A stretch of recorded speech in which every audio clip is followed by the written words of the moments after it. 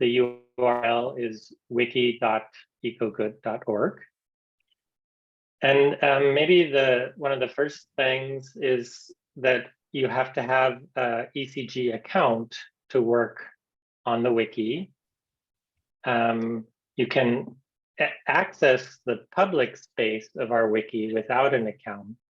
The first thing that I would talk about are the way the wiki is organized. It's organized into different spaces. And you'll find these spaces up here under this link. You'll find first the most recent spaces that you've visited. And under here, space directory, you'll find all of the spaces that exist on the whole system. A space is basically like a separate area within the wiki that can have content specific to a certain topic. So the main spaces we have are the hubs. Those are the permanent working groups like Communication Hub, IT Hub, Audit Hub, Consultants Hub. They're all collected here in this space.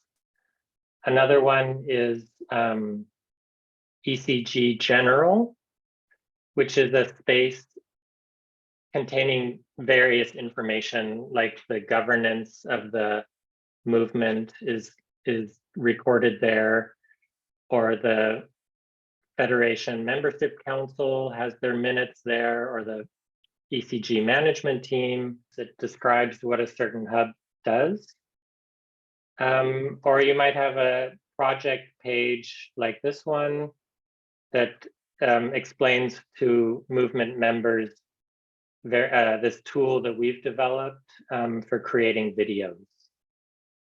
So the Communication Hub is responsible for all of the content in this area, and they are free to use it as they please. Another area would be the working groups. And here you'll find a list of all of, or almost all of the working groups within our movement.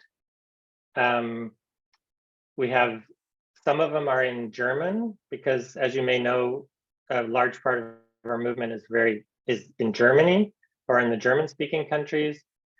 But if you go down here further, you'll find other working groups in English. So we have a professional services working group, a label working group, and they use the wiki to collect their minutes or to collect different project documents. So the next thing I would like to show you is a list of how you can find your most recent pages. I find it very helpful when you're working in the wiki. It's very nice to just see what are the last pages I visited. And that is also up here on the right under your logo, under your profile picture. If you click on recently viewed, then you see a nice list of all of the most recent pages that you have visited. And that's really helpful. It's kind of like a history. And the thing, I can't show you that, but if you push the keys GR, then that also opens up this page. So it's a shortcut or a Tastenkürzel. How did you do it? You push GR, the keys on your keyboard, GR, will open this automatically. Ah, cool. Yeah, that's something I use all the time. Okay, so now we can start talking about creating your own pages and editing pages. So one of the first questions you have to ask yourself is where you want to add a page. Of course, if you're in a hub, you can create your own page, or if you're in a working group. So I would just go to one of my hubs, which is the Communication Hub. I click up on the left to the space hub, and then I click here on the left on communication hub. And now I know I'm in this section of communication, and I can create a new page. Maybe I have a new project that I'm working on, and I want to start documenting this project with other people. And here, as a member of the Communication Hub, I know that it's okay for me to create a page here. So I'm click up here on Create. And first you have to give your name, give the new page a name. So this would be a page, I would call it Project XY, information. And then basically I can just start writing here, and to save the page, I click on Save. And this page will appear here in the Communication Hubs section. And now, of course, I need to continue editing the page. And all I do is click here on Edit. And then I can start improving the text and writing something worthwhile, like heading 1, heading 2. If you want to start editing this page again, you can also just click, push the E key, and you automatically get into the editor mode. And also, just like in Word or whatever, if you do string S or Command S, it'll save the page. So in general, when you create names for pages, it's also good to make them understandable names. So for example, if you're creating the minutes of a page, it's good to say like Communication Hub minutes from November 13th or something like that. So the next thing we could look at is the editing. I'll go back into edit modus. And I've created a heading 1, a heading 2, and some text. So if I want to format this as a header, I just need to put my cursor in this line or mark the whole line. It doesn't matter. Just clicking on putting the cursor there is enough. And then you click up here on the in the menu, and here you can define the header formatting. So I would call that header 1, and then I put the cursor here, and I have header 2. And now when I save the page, you see that it's the header 1 is appearing in the table of contents. So going back here to other editing possibilities, I'll click again on Edit. One of the main other things you can do in Wiki is create a table. Up here in the menu, there's a little table symbol. You can define how many columns and rows it should have.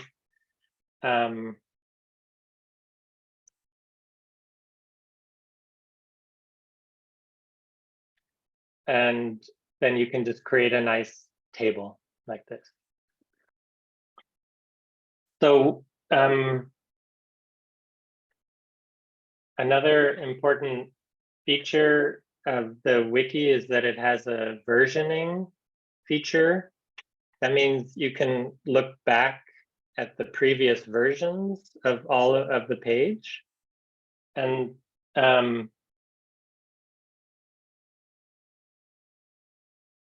so if you want to know who made the last changes, you can click up here at this, it says less than a minute ago, or it might say 5 days ago. You can click here, or you can click, oh, that's funny, why is it? It's partly in German. Okay. You can click here on page history. But the easiest is just to click this last section right here. And then I can see that the last change was made by Katja. And I can also click here on the view page history. And I can see the whole history of who changed what. Yeah, so that's another basic feature. If you want to add a file or a picture, the easiest way is to put your cursor where you want to add a picture. And then on your desktop, open your desktop where you have your pictures saved. And I happen to have one here. And you just drag it onto the window and drag and drop it onto the window. Actually, this was not this picture is very large. And it saves it like that. Then you can click on the image and you can change the size. You can put a border on it, or you could make it a link. So the other thing, you can also just drag and drop a file, like a Word file or Excel or whatever. And the file will show a little preview here. And when you click on it, you can just say show as a link, and it'll appear as a link. So either as you please, you can do it either way.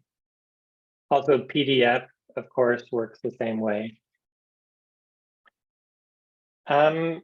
What else is important on the wiki? You can decide who's able to see your page and who's able to edit your page.